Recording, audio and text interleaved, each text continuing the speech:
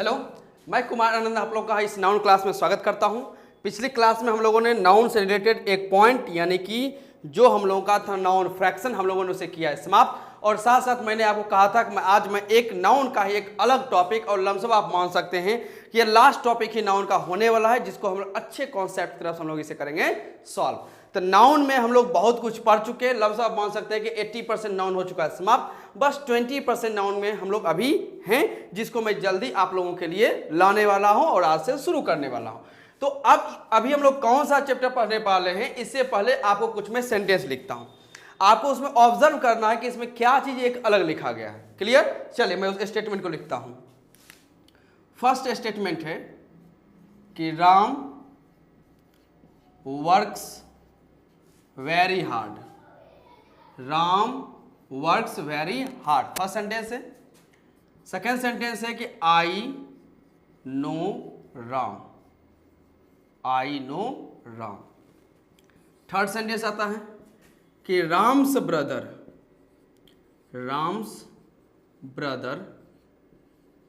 Is living in a village. First sentence है कि Ram works hard. Second sentence है कि आई नो राम। थर्ड सेंटेंस है कि Ram's brother is living in a village. Number 4, I made, या statement change करता हूं, we made Ram captain. We made Ram captain. Number 5 है Ram come here as soon as possible। आपके पास ये 5 सेंटेंस है, इसमें आपको यह खोजना है कि इसमें क्या चीज है जो एक पार्टिकुलर नाउन को दिखा रहा है। Ram works very hard, I know Ram, Ram's brother is living in a village, we made Ram captain, Ram come here as soon as possible. Find कीजिए इसमें क्या आपको कुछ अलग दिख रहा है।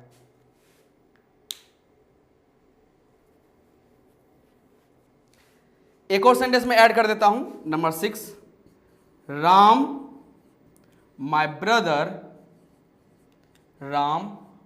Brother is honest. Ram my brother is honest. चलिए आते हैं। टोटल 6 सेंटेंसेस आपके सामने पुट किए गए हैं। मैं एक बार ऑब्जर्व कर रहा हूं, आप भी ऑब्जर्व कीजिए।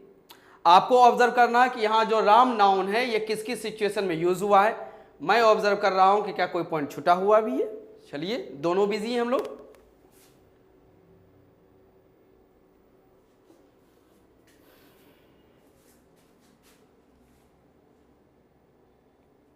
चलिए, अब इसमें मैं समझाता हूं कि इसमें नाउन के क्या क्या अलग अलग पैटर्न या अलग अलग पॉइंट आपको दिख रहे हैं।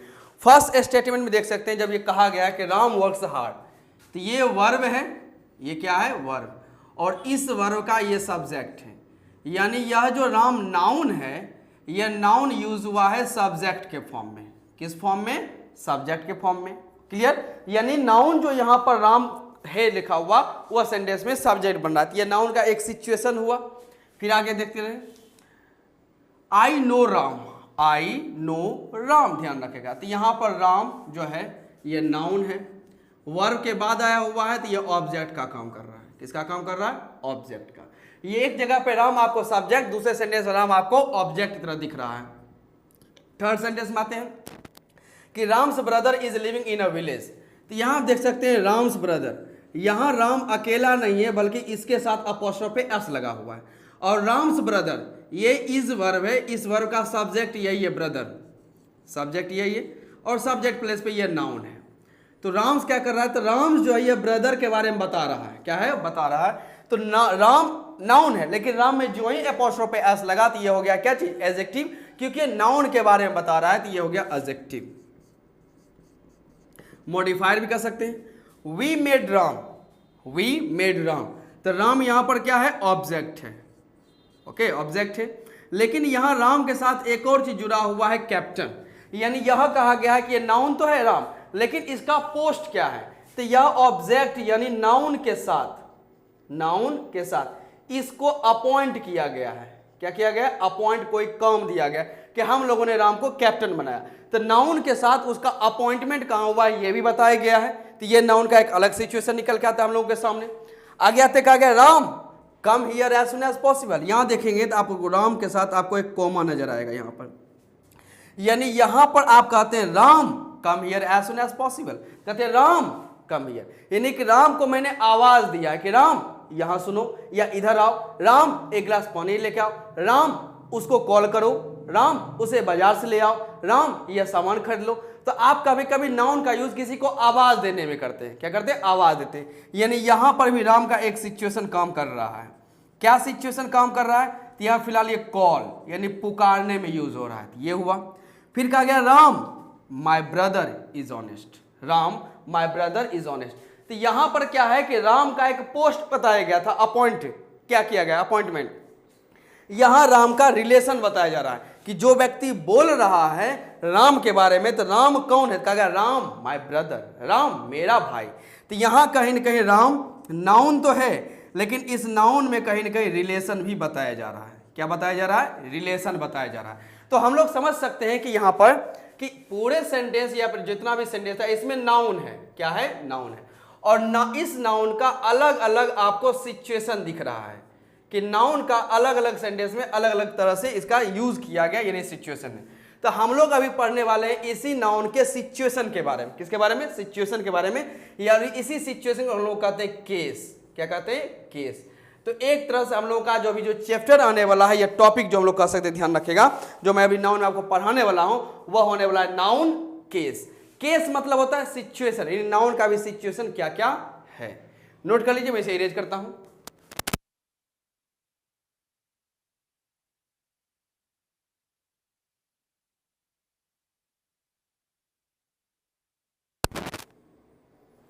चलिए हटाता हूं इसे।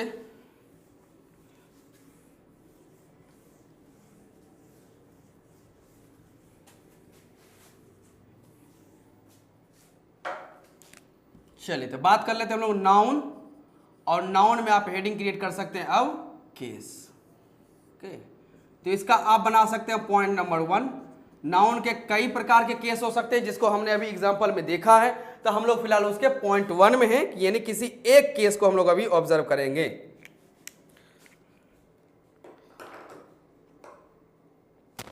चलिए अब एक स्टेटमेंट लिखता हूं, ध्यान रखेगा। Ram works very hard, Ram works very hard. अब यहां पे ये वर्ब, ओके, हर वर्ब का अपना सब्जेक्ट, यानी राम यहां पर क्या है, सेंटेंस का सब्जेक्ट, इसमें कोई शक नहीं। अच्छा, राम यानी नाउन है, इसको कैसे हम लोग पहचानेंगे? एक तो तरीका होता है कि सर ये स्टेटमेंट में वर्ब है, वर्ब का अपना एक सब्जेक्ट है, सब्जेक्ट प्लेस पे ये नाउन है। एक रिप्लाई मेथड में आपको बताया गया था नाउन आइडेंटिफिकेशन में, जिसे मैंने आपको क्वेश्चन करने के लिए कहा था कि हु वर्क्स हार्ड। आप क्वेश्चन कर सकते हैं कि हु वर्क्स वेरी हार्ड, कौन है जो बहुत मेहनत करता है? तो आपको जवाब में क्या मिलेगा, राम। और हु का रिप्लाई मैंने ये भी बताया था, जब भी आप हु से प्रश्न करते हैं ध्यान रखेगा, तो हु का रिप्लाई आपको नाउन, वह नाउन पर्सन वाला होगा, स्टेटमेंट का वह सब्जेक्ट होगा, और वह सब्जेक्ट चाहे तो अपने आप को सिंगुलर इंडिकेट कर सकता है, या चाहे तो वहां पर प्लूरल फॉर्म में भी वो आ सकता है। इतना हु के बारे में मैंने आपको पहले ही बताया हुआ है, तो यहां मुझे ज्यादा इलाबोरेट करने की जरूरत नहीं। फिलहाल इतना समझिए, ये सब्जेक्ट है और यह क्या है, नाउन है। यानी यहां जो नाउन है वो किस फॉर्म में यूज हो रहा है, सब्जेक्ट के फॉर्म। तो नाउन का एक सिचुएशन है कि वो सब्जेक्ट बन रहा है, नाउन का एक सिचुएशन है कि वो सब्जेक्ट बन रहा है, वरना नाउन के अलग अलग भी सिचुएशन है। तो जो भी नाउन सेंटेंस का सब्जेक्ट बनता है उसे हम लोग कहते हैं सब्जेक्टिव केस। सब्जेक्टिव यानी नाउन का भी केस ऐसा है, सिचुएशन ऐसा है कि नाउन जो है किस सिचुएशन में, तो सब्जेक्ट के सिचुएशन में, इसलिए हम लोग इसे क्या कहते हैं, सब्जेक्टिव केस। नाउन है लेकिन नाउन का कौन सा केस है, तो सब्जेक्टिव केस है, यानी सब्जेक्ट वाला केस है। तो पॉइंट 1 जो हम लोग अभी पढ़ने वाले हैं, ध्यान रखिए, जो पढ़ रहे हैं इसको मैं इरेज करता हूं, हेडिंग आप क्रिएट कर लीजिएगा क्योंकि स्पेस कम है। तो पॉइंट 1 इसमें मैं हेडिंग डालता हूं कि नाउन का कौन सा केस, तो सब्जेक्टिव केस। सब्जेक्टिव केस आ जाता है, इसमें कोई शक नहीं, ध्यान रखेगा, सब्जेक्टिव केस। सेकेंड स्टेटमेंट ध्यान रखता हूं, Raghav is my brother, Raghav is my brother, full stop. Raghav यहां नाउन है, क्या है, नाउन है। नाउन में कौन सा केस है, तो सब्जेक्टिव केस है, सब्जेक्टिव केस है, ध्यान रखेगा। इसमें का नाम एक और आता है, ध्यान रखेगा। यहां फिलहाल राघव को नॉमिनेट किया गया है, नॉमिनेट। अब नॉमिनेट मीन्स क्या होता है, नॉमिनेट का मतलब होता है जब किसी को आप आगे बढ़ाते हैं कि अब जो भी काम होगा इसी से रिलेटेड काम होगा। जैसे इलेक्शन में हर एक व्यक्ति का अपना नॉमिनेशन फाइल करता है, यानी कि उसको क्या, कोई पार्टी जो है किसी पोस्ट या किसी चुनाव के लिए नॉमिनेट किया गया है कि हाँ मैंने इसको आगे बढ़ा दिया, इन्हीं के चेहरे पे क्या होगा, चुनाव लड़ा जाएगा, या इन्हीं के चेहरे पे हम लोग वोट मांगने का काम करेंगे। तो नॉमिनेट का मतलब होता है किसी को आगे बढ़ाना। तो इस पूरे स्टेटमेंट में नाउन को ही नॉमिनेट किया गया है कि यहाँ जो भी बात होगी इसी नाउन के बारे में बात होगी। तो एक तरह से ये नाउन है और इस नाउन का एक केस नजर आ रहा है, कौन सा केस, तो नॉमिनेट वाला केस। तो इसी वजह से इसका एक और नाम आता है जिसे हम लोग कहते हैं नॉमिनेटिव केस, नॉमिनेटिव केस। तो एक नाम तो इसका हुआ सब्जेक्टिव केस, एक हम लोग इसी को कहते हैं नॉमिनेटिव केस, नॉमिनेटिव केस। तो नाउन का केस में जो पहला पॉइंट निकल के आता है वो हुआ आपका सब्जेक्टिव केस, या आप इसको दूसरा नाम भी रख सकते हैं जिसे हम लोग क्या कहते हैं, नॉमिनेटिव केस। तो नॉमिनेटिव केस या सब्जेक्टिव केस क्या है, जब नाउन सेंटेंस में सब्जेक्ट का काम करेगा। क्लियर, नोट कर सकते हैं इसे।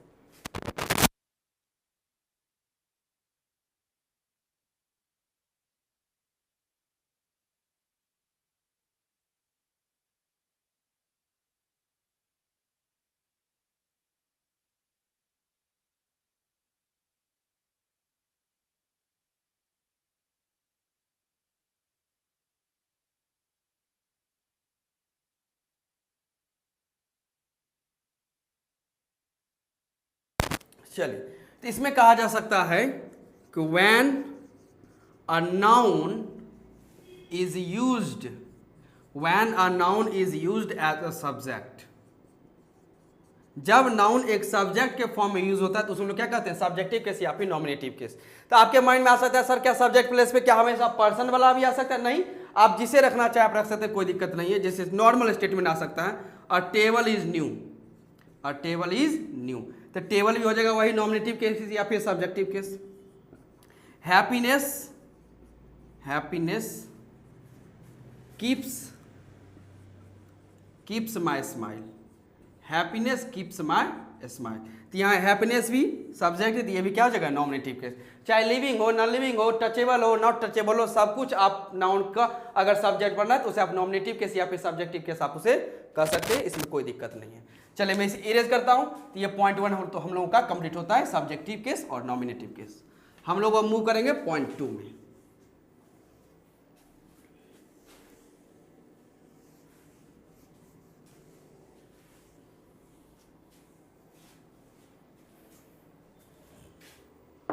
चलिए पॉइंट 2 में आते हैं, नाउन का केस चेक करते हैं अब कौन सा होगा। जैसे स्टेटमेंट लाया जा सकता है कि he has called Suman, he has called Suman. इसमें खोजिए नाउन कहाँ पर है, ही हैज़ कॉल्ड सुमन, तो सुमन नाउन, सुमन नाउन। कैसे आप बता सकते हैं कि सुमन नाउन है, तो इसमें क्वेश्चन किया जाता है, ध्यान रखिएगा कि ही हैज़ कॉल्ड whom, उस लड़के ने अगर बुलाया है तो किसको बुलाया, whom, तो whom का रिप्लाई क्या आएगा, सुमन।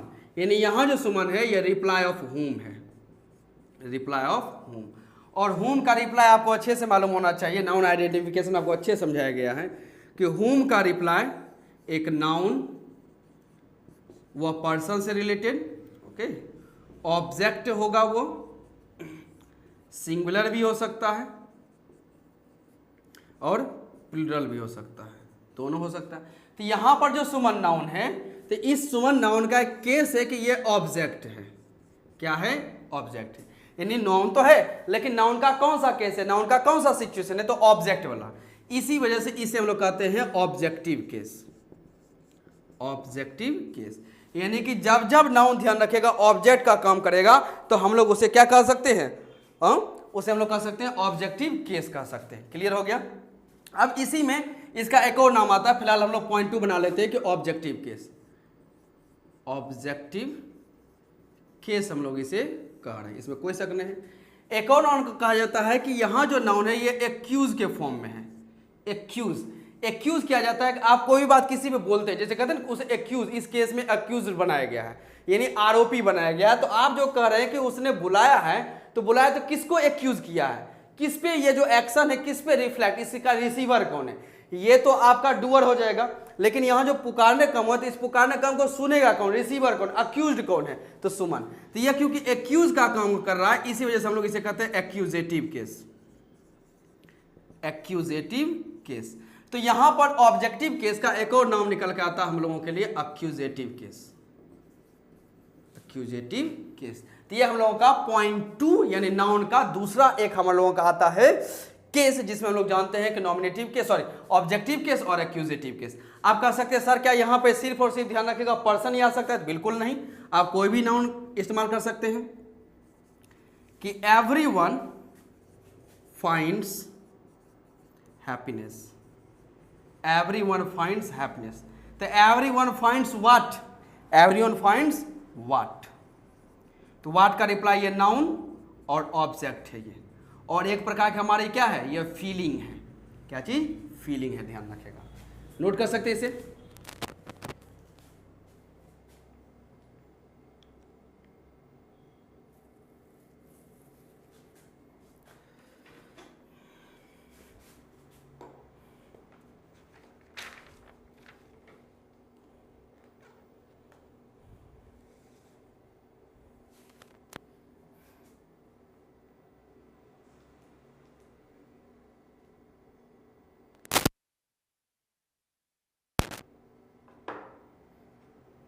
चलिए मिटाते हैं इसे।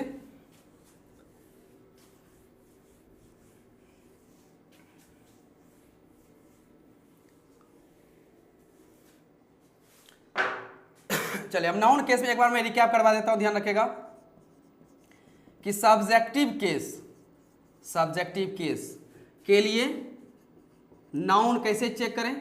तो एक तो हम लोग जानते हैं कि नाउन जो है नाउन केस में वो सब्जेक्ट बनेगा, लेकिन आपको ये मालूम होना चाहिए कि वो रिप्लाई सिर्फ हु का होगा या व्हाट का होगा, यही दो शब्द। यानी कि सब्जेक्टिव केस या फिर नॉमिनेटिव केस अगर होगा तो आपको कंफर्म है कि या तो वो हु का रिप्लाई होगा या तो व्हाट का रिप्लाई होगा, क्योंकि हु का रिप्लाई पर्सन के लिए सब्जेक्ट में आता है, पर्सन के लिए और सब्जेक्ट, जहां जहां हु का रिप्लाई होगा वो पर्सन होगा, सब्जेक्ट होगा। व्हाट का रिप्लाई जो है वो एनिमल भी हो सकता है, एनिमल, कोई थिंग भी हो सकता है, वस्तु, कोई आइडिया भी हो सकता है, ये सभी चीज हो सकते हैं। तो आपको सब्जेक्टिव केस या नॉमिनेटिव केस यूज करने के लिए आपको हु और व्हाट का पैटर्न आपको याद रखना है, वरना तो कॉमन सेंस हम लोग पहचान ही लेते हैं। वही बात करते हैं हम लोग ऑब्जेक्टिव केस का या फिर एक्यूजेटिव केस जिसे हम लोग कहते हैं। तो इसमें नाउन जो है यह ऑब्जेक्ट का काम करता है। किसका काम करेगा, ऑब्जेक्ट। ऑब्जेक्ट को पहचानने के लिए भी दो वर्ड्स हैं, एक हुम और एक व्हाट।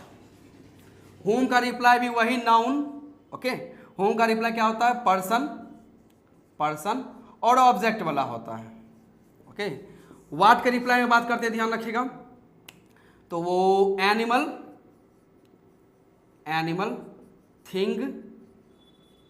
थिंग, आइडिया, ओके, और वो ऑब्जेक्ट का काम करता है। तो ये आपके पास कुछ पैटर्न है जिसकी वजह से आप पहचान सकते हैं, वरना नाउन आइडेंटिफिकेशन मैंने नाउन के शुरुआत में आपको और पार्ट्स ऑफ स्पीच में भी कहीं ना कहीं मैंने आपको हिंट किया हुआ है, तो वो सब चीजें जानना जरूरी है, क्योंकि प्रैक्टिस में आपको बहुत सारे ऐसे सेंटेंस दूंगा जिसमें आपको पहचानना रहेगा, ध्यान रखेगा वो सब्जेक्टिव, ऑब्जेक्टिव और कौन सा केस है, ध्यान रखें। और एक बात का याद रखें, हम लोग जब नाउन पढ़ रहे हैं तो नाउन का एक भी पैटर्न का मैं प्रैक्टिस नहीं छोड़ने वाला हूं। नाउन का चाहे बेसिक आइडेंटिफिकेशन हो या फिर टॉप क्लास का आइडेंटिफिकेशन हो, मैं दोनों करवाऊंगा। फिल इन द ब्लैंक्स हो, एरर फाइंडिंग हो, नाउन का टाइप्स बताना हो, या सेंटेंस मैनेजमेंट हो, स्पॉटिंग एरर हो, क्लोज टेस्ट हो, PQRS हो, जो चीज होगा मैं जब नाउन पर आऊँ तो मैं यहां से लेकर यहां तक समाप्त करूंगा, जिसमें किसी को कोई कंफ्यूजन होना नहीं चाहिए। और किसी को अगर ऐसा लगता है कि मुझे अगर नाउन आता है या मुझे नाउन समझ में है, मैंने नाउन पहले से पढ़ लिखा है, तो ऐसा आप अपने ज्ञान पे कहीं ना सोचें, क्योंकि कहीं ना कहीं आप में कहीं ना कहीं कुछ ना कुछ कमी है जिसको आप कहीं ना कहीं पढ़ सकते हैं। तो अगर आपके किसी भी नाउन क्लास अगर एक भी पॉइंट आपको मिले तो आपके लिए वैल्यूएबल रहता है। ओके। और वैसे भी कहा जाता है अगर सपोज कीजिए आपके पास 1000 वेज हैं कोई काम करने का, कोई काम है, उस काम को करने का आपको 1000 तरीका है, लेकिन वही एक व्यक्ति है जिसके पास एक वे है, एक ही तरीका है, और उसने उसको 1000 बार प्रैक्टिस किया है। क्या किया है? 1000 बार प्रैक्टिस किया है। तो यह व्यक्ति या यह तरीका ज्यादा खतरनाक होता है। वाकायदा ये कि 1000 तरीका है किसी एक काम करने का, यानी एक काम है उसको 1000 तरीके से कर सकते हैं, और एक व्यक्ति है, ध्यान रखेगा, जो एक तरीका 1000 बार प्रैक्टिस किया है। इसलिए ध्यान रखेगा आपको प्रैक्टिस पे ज्यादा फोकस करना है, ना कि कॉन्फिडेंस पे। तो जो जो आप प्रैक्टिस करते जाइएगा आपका कॉन्फिडेंस बिल्डअप होते जाता है। तो हम लोगों को वही करना है। अब मैं आता हूं पॉइंट 3 की तरफ।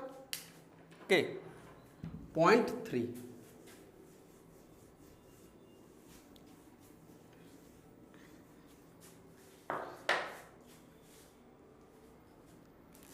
चलिए तो पॉइंट 3 में आते हैं। पॉइंट नंबर 3, इसमें देखिए कहा गया है I do not know Samantha. I do not know Samantha. दूसरा सेंटेंस है I do not know Samantha. मालूम कीजिए इस दोनों में क्या अंतर है।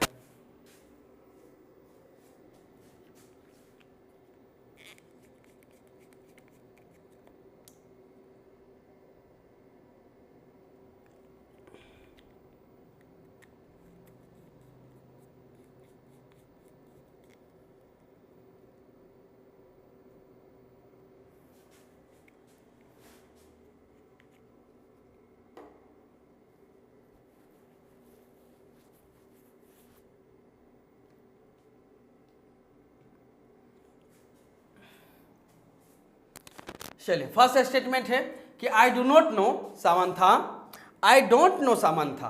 अब इसमें देख सकते हैं कि सामंथा के पहले यहाँ पे एक कॉमा है, और यहाँ सामंथा के पहले कोई कॉमा नहीं है।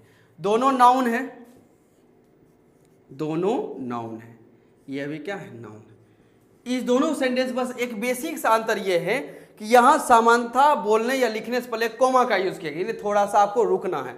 यहाँ पे रुकने की जरूरत नहीं है, ये पूरा यहाँ पर एक ही साथ जुड़ा हुआ है। अब है क्या चीज, दोनों के मैनेजमेंट में क्या आता है, ध्यान रखें। यहाँ कहेगा आई डू नॉट नो, मैं नहीं जानता हूं सामंथा, यानी कि मेरे सामने जो व्यक्ति बोल रहा है उसके सामने कौन है? एक पर्सन है जिसका नाम सामंथा है। तो मैंने कहा कि मैं नहीं जानता हूं सामंथा, मतलब सामंथा मैं नहीं जानता हूं। इसको मैं दूसरे तरीके से लिख सकता हूं कि सामंथा, सामंथा, यहां कोमा लगा दीजिएगा, आई डू नॉट नो। अगर सेंटेंस का आपको लास्ट में इसका यूज करना है तो उससे पहले कोमा, सेंटेंस के शुरुआत में यूज करना है तो इसके बाद कोमा यूज करना है। अब है क्या चीज, ये जो आप सामंथा देख रहे हैं जो कोमा के साथ है, ध्यान रखेगा, है दोनों नाउन। यह एक ध्यान रखेगा जो कहा गया है सेंटेंस है आई डू नॉट नो, यहां पर जो कहा गया आई डू नॉट नो, यह भी क्या है? सेंटेंस। अब इस नो में क्या है, ध्यान रखा, जब कहा आई डू नॉट नो तो नो वर्ब है।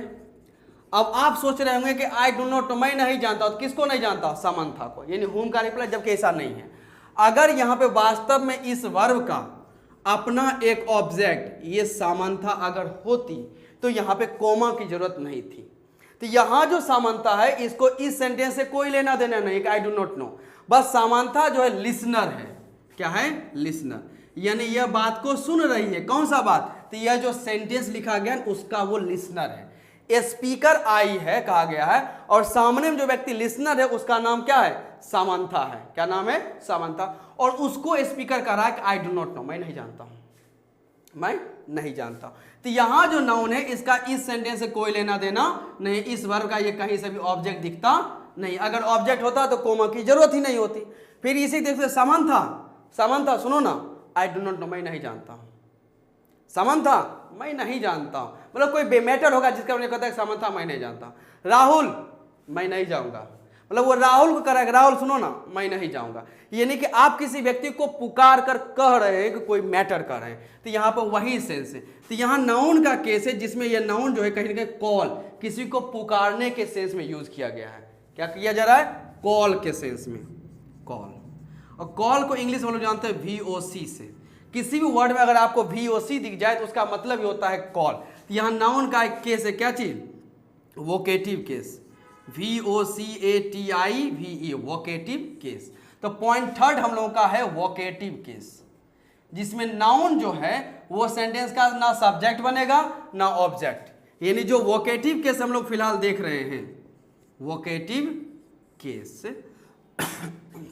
यह कहीं से भी सेंटेंस का सब्जेक्ट और ऑब्जेक्ट बनने के काम में इसका यूज नहीं होता है। किस लिए होता है, तो वोकेटिव केस का यूज किया जाता है कॉल, पुकारने में। कैसे पुकारिएगा, सपोज कीजिए अगर आपके पास एक सेंटेंस पहले आ गया तो सेंटेंस के लास्ट में आप क्या दीजिएगा, कॉमा, उसके बाद आप उस नाउन को रखिएगा। अब वहीं अगर आप नाउन, वोकेटिव केस वाले नाउन को शुरू में लिखना चाहते हैं, स्टार्टिंग में आप नाउन यहां देंगे कॉमा, तब आप पूरा सेंटेंस लिखेंगे। तो यह देना क्या है, जरूरी है। इसे कहते हैं वोकेटिव केस। नीचे में आते ध्यान रखेगा, इसमें जो कहा गया है, तो इसमें कहा गया I do not know Samantha, I do not know Samantha, यानी कि मैं नहीं जानता हूं। किसको नहीं जानते हो, सामंथा को नहीं जानते हो। यानी यहां जो सामंथा है यह हुम का रिप्लाई कहीं से भी नहीं है, क्योंकि अगर हुम का रिप्लाई होता तो वर्ब का ऑब्जेक्ट बन जाता। यहां कहते हैं I do not know, I do not know हुम, मैं नहीं जानता, तो किसको नहीं जानता हूं, सामंथा को। यानी यहां जो नाउन है ये ऑब्जेक्ट है, क्या है, ऑब्जेक्ट है। यानी यह जो सामंथा है यह इसी सेंटेंस का हिस्सा है, ये इसी सेंटेंस, यह जो आपको दिख रहा है कि यहां से लेके यहां तक ये पूरा पूरा ऑब्जेक्ट तक ये कंप्लीट सेंटेंस है, ये कंप्लीट सेंटेंस है। जबकि इसमें नो तक ही सेंटेंस था, सामंथा तो बस उसे पुकारने में यूज किया जा रहा था। तो यहां पर सामंथा इस वर्ब का पार्ट है, यानी वर्ब का अपना क्या है, ऑब्जेक्ट है। तो यहां इसे हम लोग कहेंगे ऑब्जेक्टिव केस, ऑब्जेक्टिव केस, या इसी को हम लोग कहते हैं क्या चीज, एक्यूजेटिव केस, एक्यूजेटिव केस। तो फिलहाल हम लोग का पॉइंट 3 रहा वोकेटिव केस। वोकेटिव केस का यूज हम लोग करते हैं किसी को कॉल करने में। सेंटेंस में ध्यान रखा, अगर सेंटेंस शुरू रहा तो लास्ट में कोमा के बाद आप नाउन रखिएगा वो, और अगर वही नाउन शुरू में रहा तो आप कोमा देने के बाद आप सेंटेंस को स्टार्ट करते हैं। तो ये रहा हम लोगों का क्या चीज, नॉमिनेटिव केस, जिसको हमने सब्जेक्टिव केस भी कहा। पॉइंट दूसरा था हम लोग ऑब्जेक्टिव केस, एक्यूजेटिव केस भी कहा, और तीसरा हम लोग का रहा वोकेटिव केस, जिसमें लोग कॉल करने का काम करते हैं। आप इसे नोट कर सकते हैं।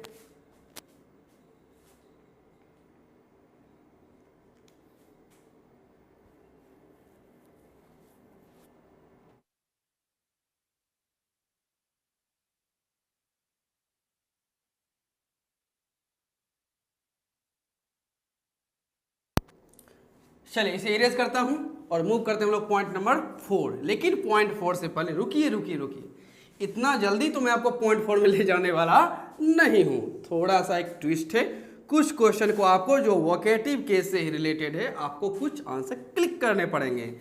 उस टेस्ट में होते हैं अगर आप पास तो आप मूव करते हैं पॉइंट 4 यानी लेवल 4 में। क्वेश्चन है, डील कीजिए, राम सेव और सेव्स मी। सेकंड है कि राम सेव और saves me. My mother love और loves me. Number 4, my mother love और लव्स मी। चलिए फाइंड कीजिए कि इस चारों में क्या आंसर होना चाहिए।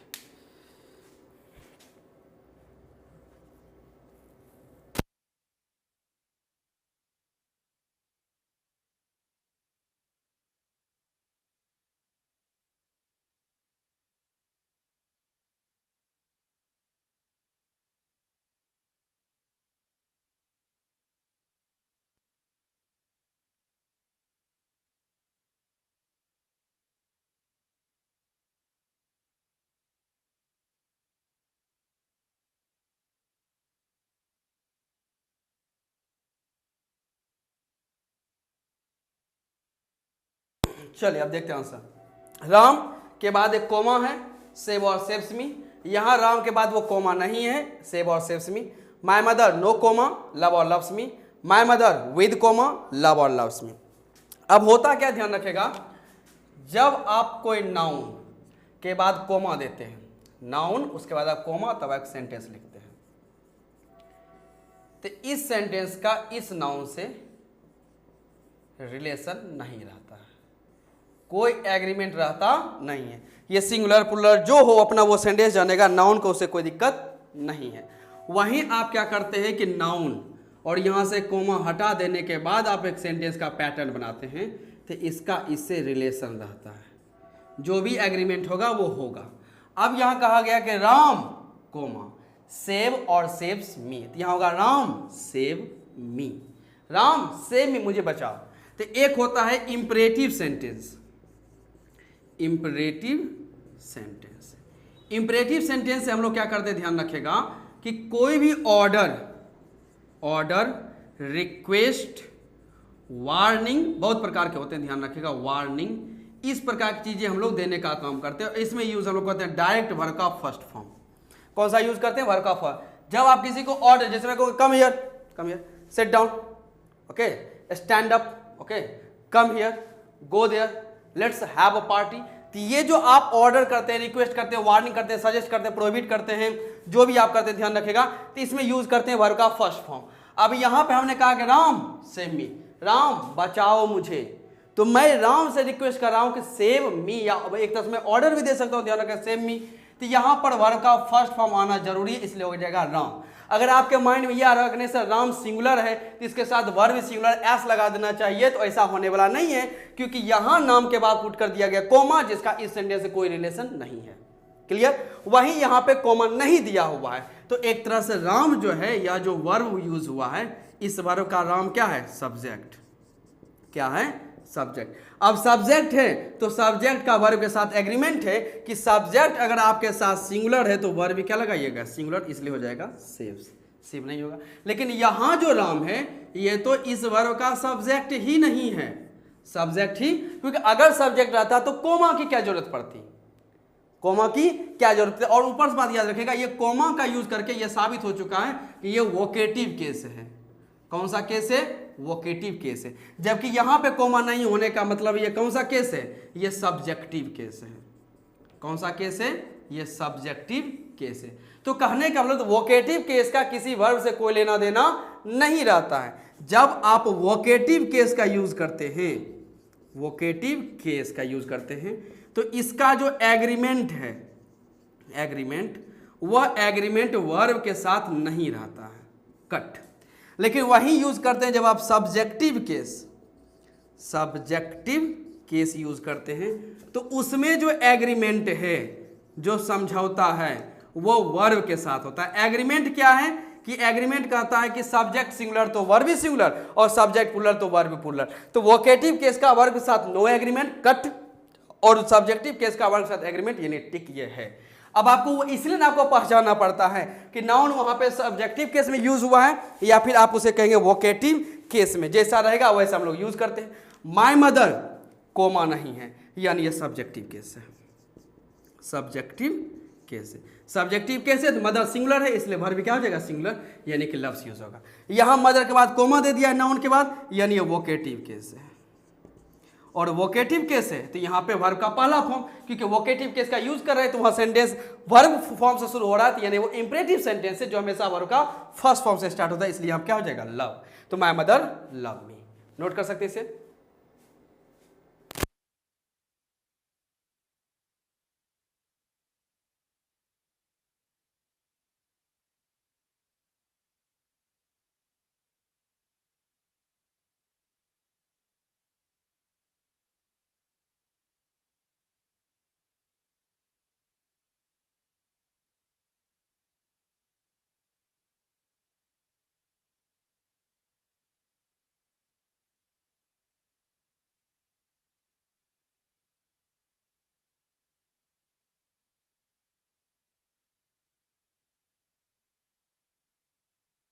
चलिए इसे इरेज करते हैं।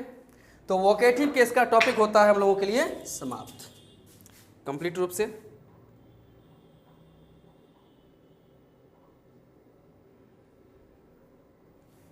चलिए हटाते हैं इसे।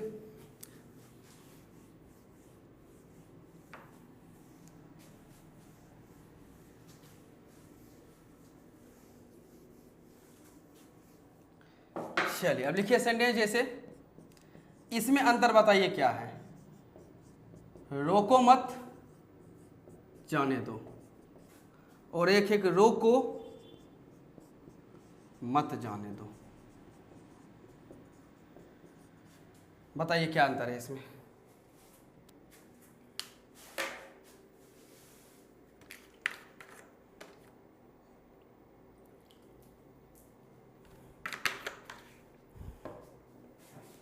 क्या दोनों में बेसिक डिफरेंस नजर आ रहा है आपको?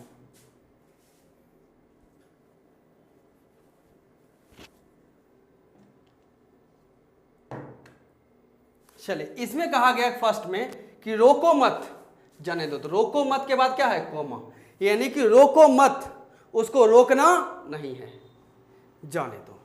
रोको मत के बाद कोमा, यानी कि उसको रोकना नहीं है, तो क्या करना है? जाने दो। यहां क्या है? रोको के बाद कोमा, कहने का से रोको मत जाने दो, यानी उसे वापस बुला लो। तो कोमा का सिर्फ एक प्लेसमेंट बदल जाता है, तो कहीं जाने का सेंस है और कहीं आने का सेंस है। तो रोको मत कोमा जाने दो, इसका मतलब रोको मत, उसे रोकना नहीं, उसे जाने दो। ओके, जैसे कोई मेरा दोस्त जो रहा था, मैं कहूंगा रोको मत जाने दो, और वही मेरा दोस्त सेकंड टाइम जा रहा था, मैं कहूंगा रोको मत जाने दो उसे। तो ये कोमा का अंतर है कि जहां जहां कोमा यूज हुआ है वहां आपको थोड़े समय के लिए आपको स्टॉप यानी कि रुकना पड़ता है हल्के समय के लिए। एक और एग्जांपल,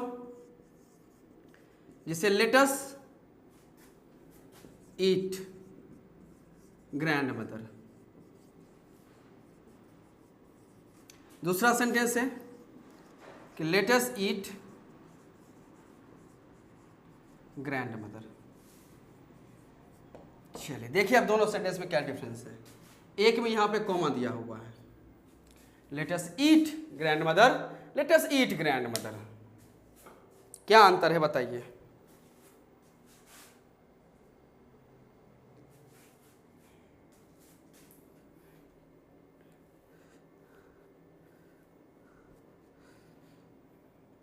चलिए, तो इसमें कहा गया है कि लेट अस ईट ग्रैंड मदर, यानी ग्रैंड मदर को आप आवाज दे रहे हो, यानी कि उन्हें बुला रहे हो कि लेट अस ईट, चलो खाना खाते हैं दादी माँ, यानी दादी माँ चलो खाना खाते हैं। आप यानी आप दादी माँ को आवाज दे रहे हैं क्योंकि कोमा है। और एक जब आप कोमा नहीं देते तो आप डायरेक्ट कहते हैं लेट अस ईट ग्रैंड मदर, लेट अस ईट ग्रैंड मदर, चलो खाते हैं। क्या खाओगे? किसको खाओगे? दादी माँ को खाओगे। यानी कि इसमें दादी माँ को खाना है, यानी दादी माँ है उन्हीं को खा जाना है। और ऊपर वाले में कहा गया लेट अस ईट ग्रैंड मदर, दादी माँ चलो खाना खा लेते हैं। इसमें कहा गया चलो खाते हैं, किसको खाएंगे? दादी माँ को ही खा लेंगे। यानी आज जो है मेरे ब्रेकफास्ट या डिनर लंच जो आप करना चाहे उसमें दादी माँ को ही खा रहे हैं। तो ये कोमा अगर आपका हट जाता है तो उससे कितना बड़ा डिफरेंस आ सकता है आप देख सकते हैं। इसलिए छोटी छोटी बातों का भी ग्रामर में एक आपको इंपॉर्टेंस देना पड़ता है कि हाँ मेरे लिए इंपॉर्टेंट है, ये नहीं कि मैं ये जानता हूं या मैं जानती हूं, ऐसा कभी होना नहीं चाहिए। आप उसे हम्बलनेस के साथ आप उसे एक्सेप्ट करें, हाँ मुझे ये भी सीखना जरूरी है। क्लियर? नोट कर सकते हैं इसे।